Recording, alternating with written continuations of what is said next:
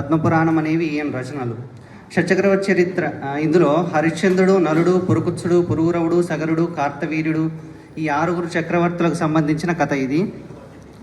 ఇందులో పద్యం అనగానే ముందుకు గుర్తు వచ్చేది ఛందస్సు.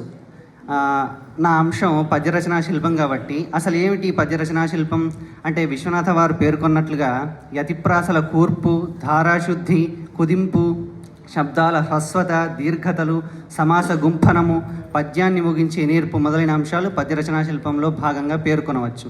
ఇప్పుడు పైన పేర్కొన్న అంశాలను పరిగణలోకి తీసుకొని షట్చక్రవర్తి చరిత్రలో ఒకే చక్రవర్తి అదే హరిశ్చంద్రుని కథను పరిధిగా తీసుకొని పద్యాలను పరిశీలించి పద్యరచనా శిల్పాన్ని చర్చిస్తాను. సమయాభావం వల్ల కేవలం 2 అంశాల గురించే చర్చిస్తాను. మొదటిది ధారాశుద్ధి.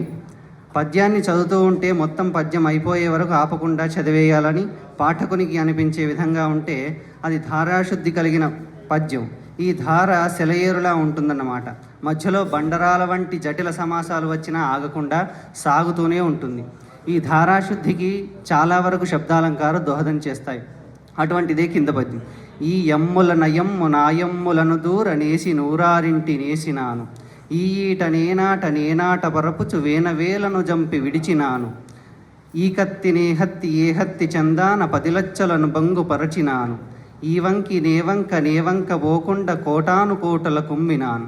ఈ పద్యం బోయదొరలు తమ పరాక్రమాన్ని గురించి హరిశ్చంద్రుడికి వివరించే సందర్భంలోని. 2వ అంశం సమాస గుంఫనం. ఏ కవి అయినా తన పాండిత్యాన్ని ప్రదర్శించాలంటే సమాస గుంఫనం ఒక మార్గం అవుతుంది. మన తెలుగు భాషకు సంస్కృత సమాసపు ఠీవి జినవల్లభుడి నుంచే తరతరాలుగా వస్తున్న సంప్రదాయం. నేటికి ఏ పద్య రచన చేసినా కవులు ఈ సమాసాల ద్వారానే తమకు గల భాషా పాండిత్యాన్ని ప్రదర్శించడం అందరికీ విదితమైన విషయం. అలాంటి సమాస గుంఫనం కింది పద్యం చూస్తే అవగతుంది. అనఘలోక విలోచనాలోక మహిమాభివృద్ధిరోధి కుజన్మ విటపపటలి, అప్రతీపాశ్రయానల్పకల్పిత కమనీయ ఘనధూప గంధపేటి, బహువిధ జంతు సంబంధ పరస్పరా తనుసంగరక్రియా స్థానభూమి, ఉన్మత్త రూప వయోవిశేషోద్భూత నాదమంజులతా కనద్గృహాలి. ఈ పద్యం హరిశ్చంద్రుడు వేటకి వెళ్ళినప్పుడు అక్కడి వనాన్ని చూశాడు.